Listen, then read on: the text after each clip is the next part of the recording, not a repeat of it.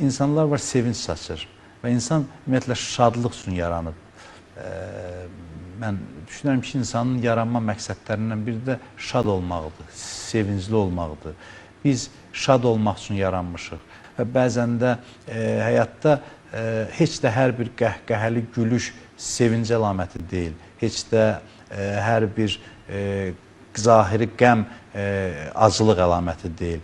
Birisi sevincə və qəmə ego qarışdıqda, mən qarışdıqda, mənfəət qarışdıqda onu xarab edir. Məsələn, insan ola bilər ki, qonşusunun başına bir müsibət gəlib ona sevinsin. Bu zahirən şadlıqdır, amma bu əslində ruh üçün ən böyük qəmdir. Çünki bu paxıllıqdan doğan bir sevincdir.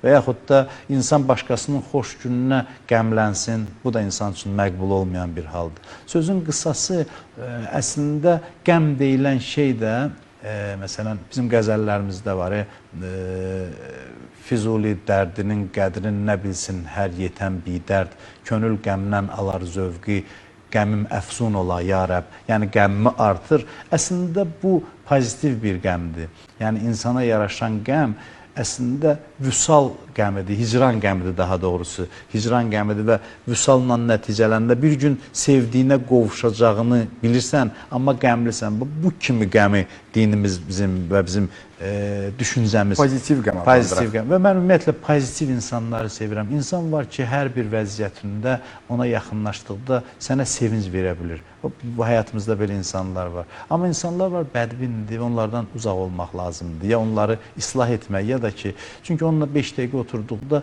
sanki bir virusla səni də yoluxturmuş kimi olur. Bütün o mənəvi, mənfi əhval-ruhiyyəsini sənə də ötürmüş olur.